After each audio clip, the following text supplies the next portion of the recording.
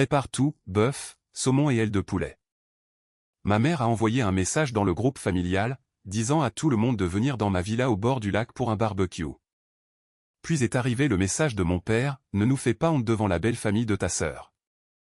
Ma sœur a simplement réagi avec un. Comme toujours, ils sont arrivés les mains vides. Mais cette fois, au lieu de préparer le barbecue, je leur avais réservé une surprise mémorable. Préparez tout. Bœuf, saumon et ailes de poulet. Ce message a illuminé mon téléphone jeudi soir. Je suis Shelby, j'ai 30 ans et je suis la fière propriétaire d'une maison au bord d'un lac à Scottsdale. Mais pour ma famille, je ne suis qu'une chef privée gratuite et un portefeuille ouvert. Le message de ma mère dans notre discussion de groupe familial n'était pas une question. C'était un ordre direct d'organiser un barbecue chez moi demain.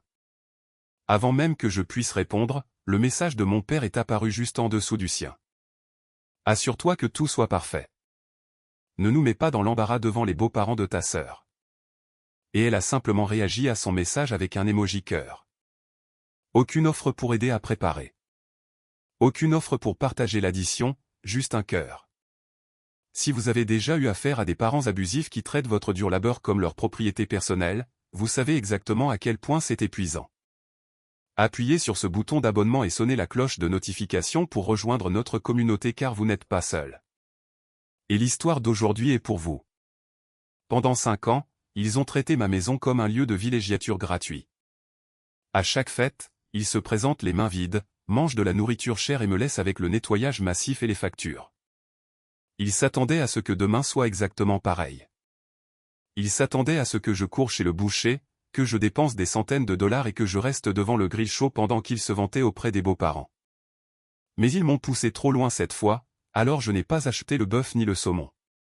Quand ils se sont présentés les mains vides cette fois, j'avais un festin très différent qui les attendait, un festin qui allait tout changer. Tout a commencé avec la pendaison de crémaillère il y a 5 ans, quand j'ai acheté moi-même cette maison au bord du lac à Scottsdale. J'ai versé la compte après des années de travail éreintant, sacrifiant mes week-ends et sautant des vacances juste pour économiser assez d'argent. J'ai invité mes parents et ma sœur pour célébrer mon jalon personnel. Au lieu d'un dîner tranquille, mes parents ont amené une douzaine de parents éloignés et ont agi comme s'ils avaient acheté l'endroit. À partir de ce soir-là, ma propriété a été effectivement détournée. Elle est instantanément devenue le lieu par défaut incontesté pour chaque fête du calendrier. Les dindes de Thanksgiving, les chasses aux œufs de Pâques, les barbecues du 4 juillet et les dîners de Noël n'étaient plus des événements auxquels je pouvais assister en tant qu'invité. Ils sont devenus des productions massives obligatoires que je devais financer et gérer. Ma mère, Marie, et mon père, Karl, ont complètement pris en charge le processus de planification sans aucun égard pour mon emploi du temps. Ils n'ont jamais demandé si j'étais disponible. Ils ont simplement envoyé des invitations de masse à des tantes, des oncles et des cousins éloignés, déclarant fièrement que les événements se tiendraient dans notre maison du lac. Cette phrase me rendait folle. Mon père se tenait sur la terrasse arrière, un verre de scotch à la main, faisant des visites guidées aux parents. Il soulignait les détails architecturaux et la vue sur le lac, sous-entendant fortement que sa réussite financière avait rendu tout cela possible. Ma mère flottait dans la cuisine, acceptant les compliments sur les comptoirs en marbre et l'agencement spacieux. Elle remerciait gracieusement les gens de louer la maison, sans jamais mentionner que sa fille faisait des heures supplémentaires interminables pour payer l'hypothèque. Ils ont tissé une immense toile de mensonges, présentant mon bien durement gagné comme une propriété familiale partagée. L'audace pure et simple allait bien au-delà du crédit volé. La ponction financière était astronomique, cachée sous une épaisse couche de faux sourires et de joie festive. Reniflement, tout le monde voyait les assiettes débordantes de nourriture, mais personne ne voyait les factures invisibles s'accumuler sur l'îlot de ma cuisine. Organiser ces rassemblements massifs exigeait bien plus que de simples courses de qualité supérieure. Je devais constamment remplacer les lourdes bouteilles de propane juste pour que les barbecues extérieurs continuent de fonctionner pour leur approvisionnement sans fin en hamburgers et en steaks. Parce que nous vivons en Arizona, la chaleur du désert est implacable.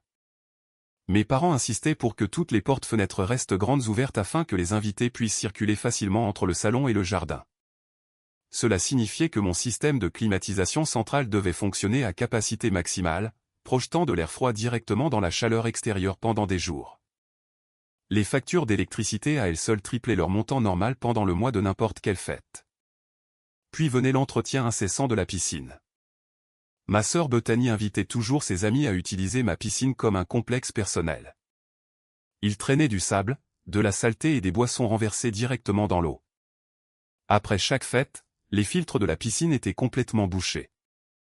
Je devais payer des frais élevés pour le pompage professionnel de la piscine, l'équilibrage chimique et les remplacements d'urgence des filtres. Aucun d'entre eux n'a jamais offert un seul dollar pour couvrir ces dommages coûteux. L'exploitation ne s'arrêtait pas aux factures de services publics. Parce qu'ils buvaient et faisaient la fête tard dans la nuit, ils restaient toujours dormir. Mes chambres d'amis étaient traitées comme des suites d'hôtel. Après chaque fête, je passais des heures à défaire les lits, à faire des lessives interminables et à essayer de blanchir les taches de vin sur mes serviettes coûteuses. Ils ruinaient le linge plus vite que je ne pouvais le remplacer. Finalement, le désordre est devenu si écrasant que j'ai été forcé d'engager des services de nettoyage professionnels juste pour remettre la maison dans un état vivable après qu'ils aient enfin chargé leur voiture. Je devais signer des chèques énormes à des équipes de nettoyage juste pour désinfecter les salles de bain et aspirer les chips écrasés incrustés dans mes tapis coûteux. Pendant que je frotte les sols et que j'équilibre mon compte courant vidé, ma famille ne faisait absolument rien. Ils arrivaient simplement dans leurs beaux vêtements, mangeaient la nourriture que j'achetais, buvaient l'alcool que je fournissais et prenaient des centaines de photos. Bethany passait des heures à poser près de l'eau avec ses lunettes de soleil de créateur, publiant des photos en ligne avec des légendes sur sa vie incroyable et luxueuse pendant que j'étais à l'intérieur en train de nettoyer la graisse de la cuisinière. Ils me traitaient comme une employée silencieuse. Quand le week-end se terminait, ils se disaient au revoir en s'embrassant, chargeaient leur véhicule et s'en allaient. L'allée redevenait enfin silencieuse, me laissant complètement seul dans le noir avec des sacs poubelles qui débordaient, des meubles de patio abîmés et une montagne massive de dettes dont personne d'autre ne se souciait. Vendredi matin, juste après la convocation par message de ma mère, mon téléphone a sonné avec un appel de Bethany. J'ai fixé l'écran avant de glisser pour répondre. Je m'attendais pleinement à une liste de demandes de dernière minute, supposant qu'elle appelait pour dicter quel vin cher je devais acheter ou pour insister pour que je prépare des apéritifs spécifiques. Au lieu de cela, elle a livré quelque chose de bien pire. Bethany n'a même pas pris la peine de dire bonjour. Sa voix est sortie du haut-parleur, sèche et pressée. « Écoute-moi attentivement. » A-t-elle commencé, son ton dégoulinant d'autorité. Les parents de mon mari, Albert et Alice, viennent avec nous demain. Ce sont des gens très traditionnels et respectables. Plus important encore, ils ont toujours pensé que cette maison au bord du lac avait été achetée et payée par maman et papa. Je me suis figé. Le téléphone pressé contre mon oreille, mais pendant une seconde, la pièce est devenue complètement silencieuse. « Tu m'écoutes ?» a lancé Bethany. Maman et papa ont dit à Albert et Alice il y a des années que c'était leur investissement pour la retraite. Ils pensent qu'ils viennent à la propriété au bord du lac de nos parents pour une réunion de famille. Tu dois bien te comporter demain. Ne parle pas d'hypothèque. Ne parle pas de facture. Joue le jeu. Sers la nourriture. Et ne dis rien qui puisse gâcher leur humeur ou nous embarrasser. Elle ne demandait pas une faveur. Elle donnait un ordre pour effacer mon existence de ma propre maison. Elle voulait que j'agisse comme une bonne engagée dans la propriété même pour laquelle je m'étais cassé le dos. Pendant 5 ans, j'ai pensé que ma famille était juste avide. Je pensais qu'ils étaient juste radins, profitant de mes revenus pour économiser quelques dollars pendant les fêtes. Les mots de Bethany m'ont frappé comme un coup physique. Il ne s'agissait pas seulement de nourriture gratuite ou d'un endroit gratuit où séjourner. Ils avaient littéralement volé la plus grande réussite de ma vie pour se construire une fausse réalité. Ils portaient mon travail acharné comme leur propre symbole de statut. Mon sang s'est glacé. Le niveau de manque de respect était si énorme qu'il a complètement contourné la colère pour s'installer dans une clarté profonde et glaciale. « Tu m'as entendu ?» a de nouveau exigé Bethany, agacée par mon silence. « Je t'entends parfaitement. » ai-je répondu. Ma voix était complètement plate. « Bien. Assure-toi que le grill est propre. À demain. » a-t-elle dit, et la communication a été coupée. J'ai lentement baissé le téléphone. Je n'ai pas crié. Je n'ai rien jeté. J'ai traversé le salon silencieux et me suis arrêté devant la cheminée en pierre. Reposant au centre du manteau se trouvait une petite photographie encadrée d'argent. C'était une photo de moi prise il y a exactement 5 ans. Je me tenais ici même sur la terrasse, tenant un jeu de clés, l'air épuisé mais incroyablement fier. J'avais fait des doubles services éreintants et sauté d'innombrables vacances pour mériter ces clés. Cette maison était mon sanctuaire, ma récompense ultime pour une discipline absolue. J'ai regardé cette version plus jeune de moi-même dans le cadre. J'ai réalisé à quel point je l'avais laissé tomber. J'avais permis à ma famille de piétiner mes limites parce que je voulais désespérément maintenir la paix. J'avais payé des milliers de dollars de ma propre poche, espérant qu'ils apprécieraient un jour ma générosité. J'espérais qu'un jour ma mère regarderait l'immense étalage de nourriture et dirait un simple merci. J'espérais que mon père reconnaîtrait ma réussite financière au lieu de l'utiliser pour impressionner des étrangers. J'espérais que ma sœur me traiterait comme une égale au lieu d'une servante personnelle. En regardant cette photographie, la vérité a finalement éclaté avec une brutalité aveuglante. Ce merci n'allait jamais venir. Ils ne me respectaient pas. Ils ne me considéraient même pas comme la propriétaire légitime de ma propre vie. Pour eux, j'étais juste un outil pratique, un fantôme finançant leur façade luxueuse pour le monde extérieur. Supplier des personnes toxiques ne fait que leur donner plus de pouvoir. On ne peut pas raisonner avec des individus qui se sentent complètement en droit de profiter de votre sueur et de votre sang. À ce moment précis, l'endurance sans fin a finalement craqué. La tristesse s'est évaporée, remplacée par une détermination froide et calculatrice. Les règles du jeu ont changé à cette seconde exacte. Ils voulaient un barbecue mémorable pour impressionner Albert et Alice. Ils voulaient jouer le rôle d'hôte riche et généreux à mes dépens. J'ai décidé que j'allais leur donner exactement ce qu'ils demandaient, mais entièrement selon mes conditions. Tôt cet après-midi-là, j'ai sorti du placard un lourd bac de rangement en plastique plein de dossiers financiers des 5 dernières années. J'ai vidé tout le contenu au centre du bureau de mon bureau à domicile. Des piles de relevés bancaires, de factures de cartes de crédit et de reçus de magasins délavés se sont répandus sur le bois sombre. J'ai approché une chaise et j'ai commencé à trier la montagne de papier, déterminé à découvrir chaque coup caché. J'ai refusé de laisser quoi que ce soit de côté. J'ai sorti chaque facture associée à leurs invasions de vacances. J'ai trouvé les reçus pour les énormes réservoirs de propane utilisés pour allumer le grill. J'ai localisé les factures des équipes de nettoyage professionnelles que j'ai dû engager après qu'ils aient saccagé mes sols. J'ai déterré les factures d'entretien d'urgence pour les filtres de piscine qu'ils ont bouchés avec de la saleté.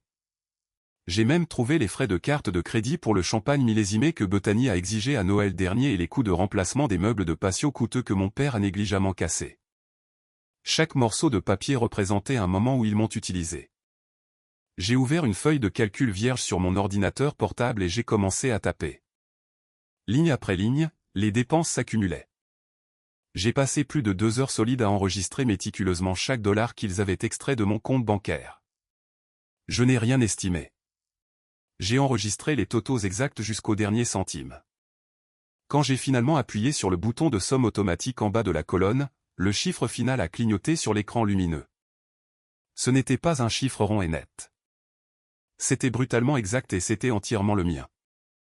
79 843 dollars. 79 843 dollars. Regarder ce chiffre énorme m'a coupé le souffle. J'ai imprimé la feuille de calcul détaillée ainsi que des copies claires des reçus les plus accablants. J'ai placé ces documents dans plusieurs chemises de présentation noires et élégantes, les refermant d'un coup sec. Reniflement, la preuve indéniable de leur exploitation était maintenant soigneusement emballée et prête à être livrée. Ensuite, j'ai pris mes clés de voiture et je suis allé directement au supermarché local. Normalement, la veille d'une de leurs visites, je me serais dirigé directement vers le comptoir du boucher de première qualité. J'aurais dépensé des centaines de dollars pour acheter d'épaisses coupes de faux filets, de coûteux filets de saumon et des saucisses gourmandes pour satisfaire leurs exigences. Pas aujourd'hui. J'ai dépassé les présentoirs de viande brillants et je me suis dirigé directement vers les bacs de produits les moins chers disponibles. J'ai pris une douzaine d'épis de maïs entiers et je les ai jetés dans mon chariot. J'ai ajouté quelques poignées de courgettes ridées, quelques poivrons verts de base et une boîte de champignons nature bon marché. En sortant vers les caisses, j'ai pris quelques pains secs à prix réduit. Je ne faisais pas cela pour être économe. Je ne me souciais pas d'économiser quelques dollars sur les courses.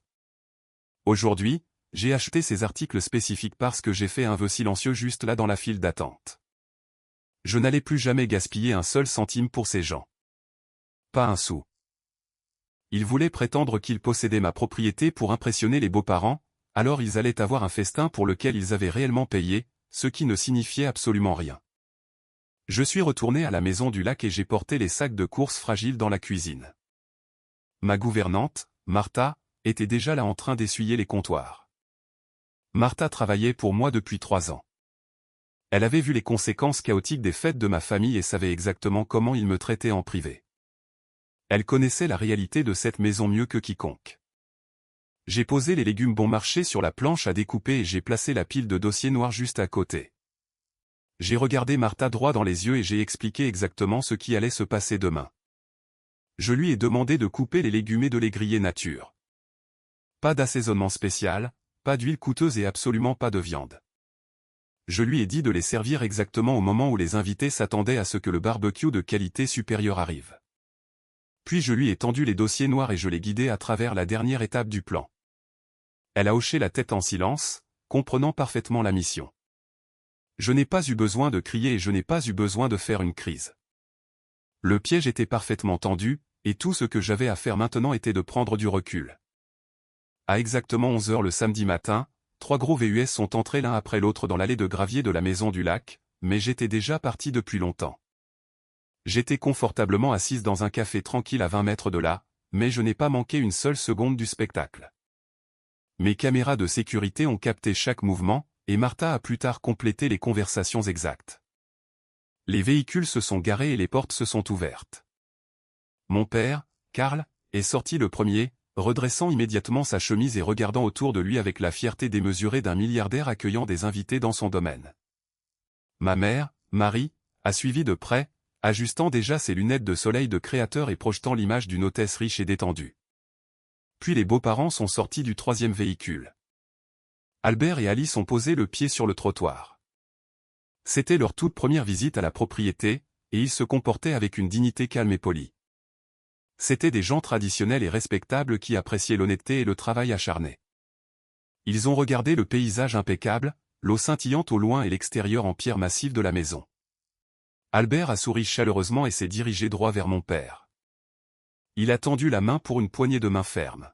« Karl, tu t'es vraiment surpassé. » a dit Albert, sa voix portant clairement à travers la cour. Cette propriété est absolument magnifique. Tu dois être incroyablement fier de cet investissement. Albert s'est approché du bord de la terrasse, admirant le quai privé pour bateaux. Il a parlé de la difficulté que cela devait être d'entretenir une propriété au bord de l'eau aussi impeccable, et mon père a simplement hoché la tête, acceptant les louanges imméritées sans la moindre culpabilité. Mon père n'a pas hésité. Il n'a pas bégayé. Et il n'a certainement pas corrigé le malentendu. Il a serré la main d'Albert avec confiance et a souri. Merci, Albert. Cela a demandé beaucoup de travail, mais Marie et moi avons toujours voulu une retraite spéciale pour la famille. Nous sommes simplement heureux de pouvoir partager notre succès avec vous aujourd'hui. Ma mère est intervenue, offrant un faux rire humble. Oh, ce n'est qu'une petite escapade de week-end, Alice. Fais comme chez toi. Notre maison est ta maison. Le niveau de tromperie était sans faille.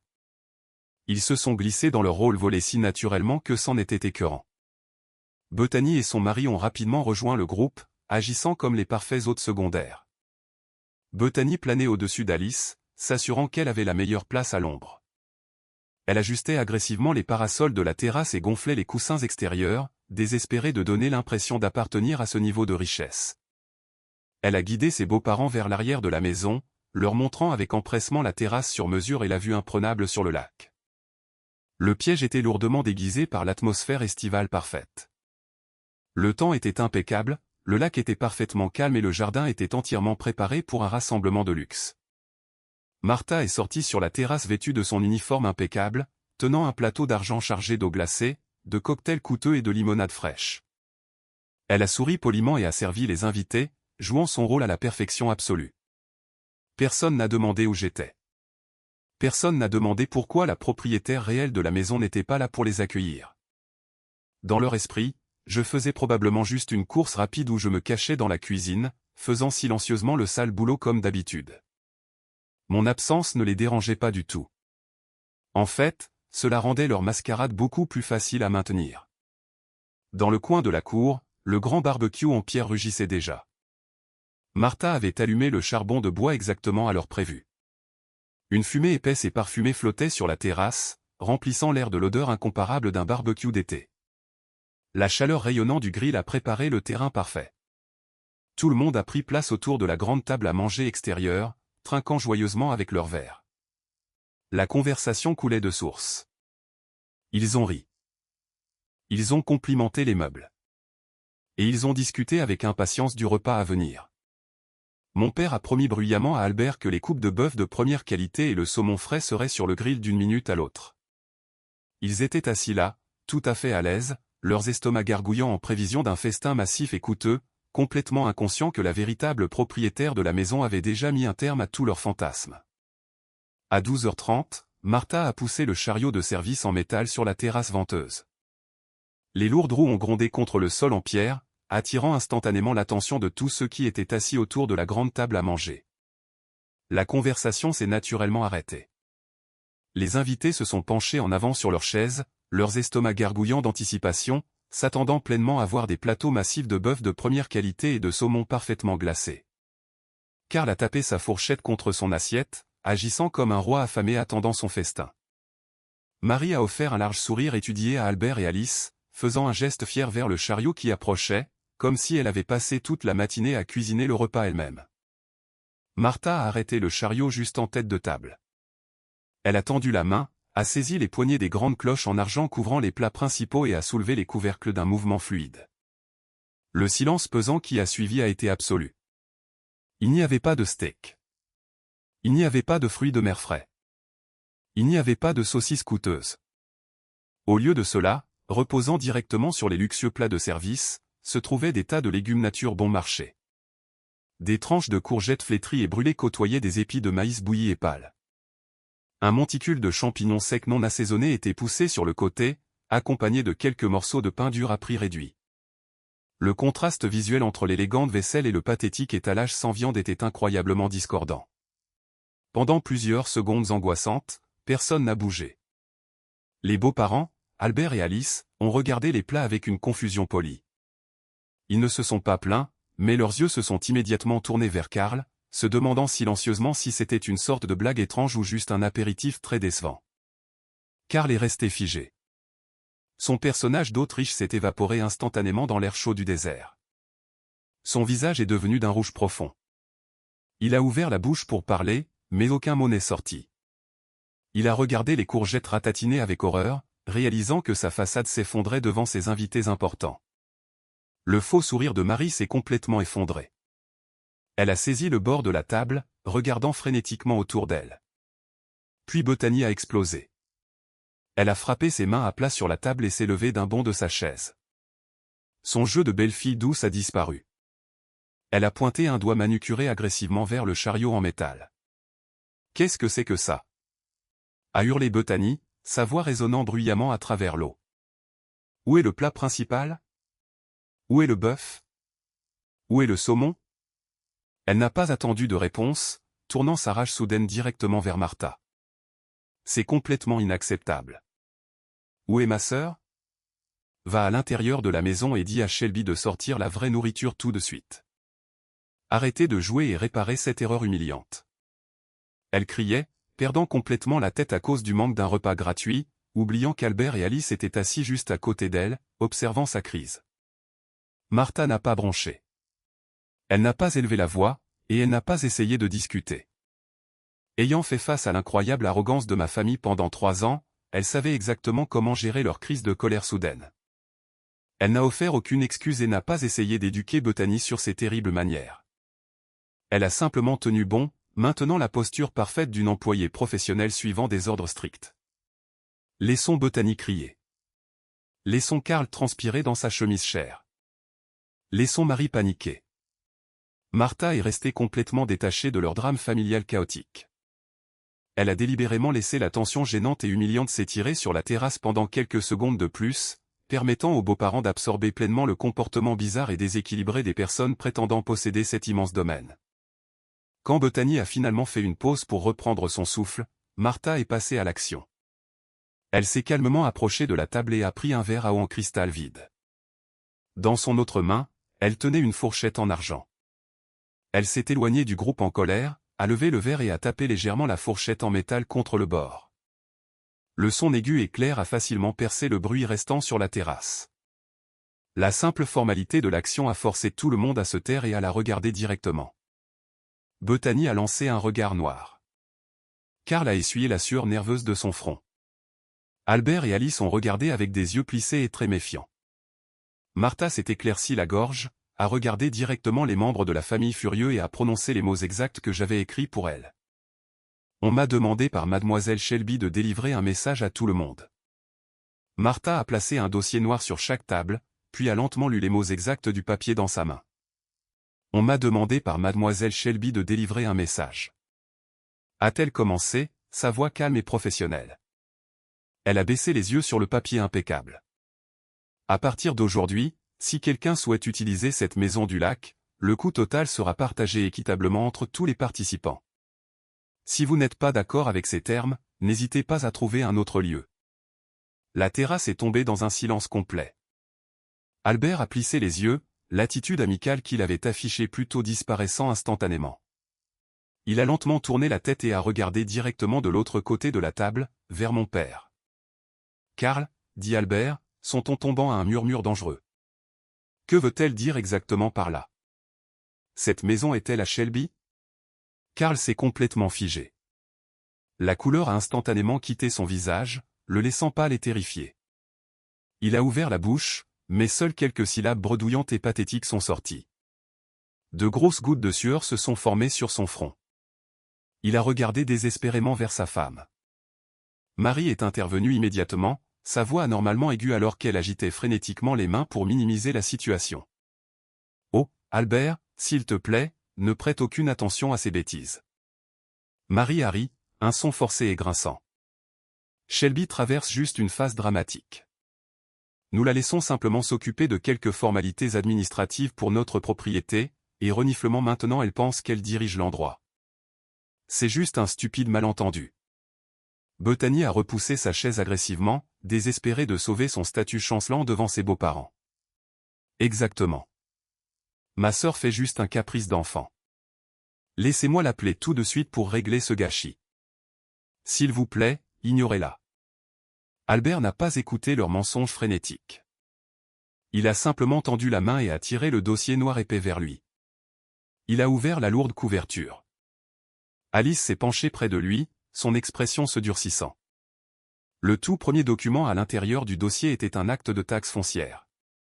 Tout en haut, imprimé en encre noire grasse, se trouvait mon nom légal complet. Pas Carl, pas Marie. Albert a lentement tourné la page. Il a regardé les factures d'électricité massives des mois d'été précédents. Il est passé à la section suivante et a trouvé les factures détaillées des entreprises de nettoyage professionnel. Il a tourné une autre page et a vu les reçus d'épicerie sans fin de bouchers de première qualité et de magasins d'alcool cher. Chaque document était légalement lié à mon nom, payé par mes cartes de crédit et prélevé sur mes comptes bancaires personnels. Puis Albert est arrivé à la toute dernière page. J'avais imprimé la feuille de calcul principale résumant le total sur 5 ans de leur exploitation. Ses yeux ont parcouru les colonnes de dépenses drainantes et se sont posés fermement sur le chiffre final en gras en bas à droite. Près de 80 000 $. Albert a fermé le dossier. Le bruit sourd du carton heurtant la table en verre a retenti plus fort qu'un coup de feu. Il n'a pas crié. Il n'a pas fait une crise de fureur comme Bethany. Il a simplement regardé mon père avec un niveau de mépris absolu et écrasant.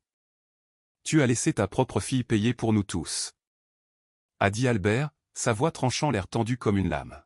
« Tu étais assis ici à boire son alcool, à manger sa nourriture, et tu l'as laissé payer la facture pendant des années. Et pire, tu m'as regardé dans les yeux et tu m'as menti au visage en disant que tu possédais ce domaine. » Carl a essayé de tendre la main de l'autre côté de la table, ses mains tremblant violemment. « Albert, s'il te plaît, tu dois me laisser t'expliquer. »« Nous partons. » a annoncé Albert, le coupant instantanément. Il s'est levé, ajustant sa veste de costume avec une précision froide. Alice s'est levée juste à côté de lui. Son visage était complètement stoïque, et elle a délibérément évité de croiser le regard de Bethany. Les beaux-parents ont tourné le dos à la table et ont marché droit dans l'allée vers leur véhicule. Ils n'ont pas regardé en arrière. Ils n'ont pas dit au revoir. Les lourdes portières de la voiture ont claqué et le moteur a vrombé. En quelques secondes, leur VUS a disparu sur la route. Karl, Marie et Bethany sont restés complètement figés sur la terrasse, piégés dans le silence écrasant et suffocant de leur propre humiliation publique. Tard cet après-midi-là, alors que j'étais assise dans un café à 20 mètres de là, l'écran de mon téléphone s'est allumé continuellement avec des appels manqués. L'appareil vibrait si violemment contre la table en bois que j'ai finalement dû le retourner face contre table. Mais les notifications continuaient d'affluer sans une seule pause. Des dizaines de messages textes frénétiques, de messages vocaux furieux et de courriels agressifs ont inondé ma boîte de réception en un temps record. Mes parents perdaient complètement la tête. Karl a envoyé une série de textes en majuscules exigeant que je retourne immédiatement à la maison du lac pour réparer le gâchis catastrophique que j'avais créé. Reniflement, il m'a accusé de détruire sa réputation devant des gens importants. Marie a laissé un message vocal hystérique et décousu, pleurant sur la façon dont je les avais humiliés exprès et ruiné le nom de la famille de façon permanente. Ils essayaient désespérément de reprendre le contrôle par la culpabilité et l'intimidation, mais le mal était déjà fait, et les conséquences graves dans le monde réel les frappaient incroyablement fort. Les retombées ont été brutales, rapides et permanentes. Martha m'a envoyé une brève mise à jour plus tard dans la soirée, confirmant que les beaux-parents ne sont jamais revenus à la maison. Albert et Alice ont complètement perdu toute confiance en ma famille. L'illusion élaborée de richesse et de générosité que mes parents avaient passé des années à construire soigneusement a été brisée en 1 million de morceaux irréparables en quelques minutes. Les beaux-parents étaient profondément dégoûtés par la manipulation pure et simple et l'abus financier. Reniflement en quelques heures, Albert a officiellement annulé les grandes vacances familiales communes qu'ils avaient prévues pour l'hiver à venir. Il a envoyé un message très bref et incroyablement froid directement à Karl, déclarant que sa famille préférait garder une distance professionnelle stricte à l'avenir. Bethany était dans un état de panique absolue et indéniable. Toute sa position au sein de son mariage reposait fortement sur le faux prestige que mes parents avaient projeté. Maintenant, la famille de son mari la considérait comme rien de plus qu'une opportuniste trompeuse et pleine de droits. Son statut élevé s'est effondré du jour au lendemain, et le respect qu'elle désirait désespérément a entièrement disparu. Elle m'a envoyé une note vocale vicieuse et déséquilibrée, sanglotant et criant que ses beaux-parents refusaient de lui parler. Elle m'a entièrement blâmé pour son mariage qui s'effondrait, refusant de prendre la moindre responsabilité pour sa propre cupidité. J'ai écouté ses cris pendant exactement 5 secondes avant d'appuyer sur stop. Je n'ai ressenti aucune culpabilité. Je ne me sentais plus en colère ou amer non plus. Je me sentais simplement entièrement détaché de leur chaos. Assise là avec mon café intact, j'ai pris mon téléphone et j'ai commencé la dernière étape nécessaire de mon plan. Je suis allé directement dans ma liste de contacts. J'ai bloqué le numéro de mon père. J'ai bloqué le numéro de ma mère. J'ai bloqué Bethany. J'ai ensuite bloqué leurs comptes de médias sociaux, leurs courriels et toutes les voies de communication possibles qu'ils pourraient jamais utiliser pour me joindre. J'ai initié un non-contact absolu et total. Au moment où j'ai appuyé sur le dernier bouton de blocage, les vibrations sans fin se sont arrêtées. L'écran est devenu complètement noir. Pour la première fois en 5 longues années, l'anxiété lourde et suffocante qui accompagnait habituellement la présence de ma famille s'est simplement volatilisée. Les gens pourraient se demander si je regrette d'avoir renoncé à cette énorme perte financière. Je sais parfaitement que je ne reverrai jamais un seul centime de ces 79 843 $. Ils ne me rembourseront jamais et je ne vais certainement pas gaspiller mon énergie à les traîner dans une bataille juridique désordonnée et prolongée. Mais honnêtement, je ne me soucie plus de l'argent car aujourd'hui, j'ai récupéré quelque chose d'infiniment plus précieux qu'un solde bancaire élevé. J'ai récupéré ma tranquillité d'esprit. J'ai regagné le droit ultime de décider exactement qui est autorisé à mettre les pieds dans ma vie et dans ma maison. Je comprends enfin la leçon la plus difficile de toutes. La gentillesse constamment exploitée est une terrible tragédie. Mais apprendre à fixer des limites fermes est une véritable libération. On ne peut pas acheter la liberté, mais parfois il faut renoncer à un investissement toxique pour se sauver. Merci beaucoup d'avoir écouté mon histoire jusqu'au bout. Si vous avez déjà eu à couper les ponts avec des parents toxiques pour protéger votre propre santé mentale, je veux vraiment avoir de vos nouvelles. Laissez un commentaire ci-dessous et partagez vos pensées.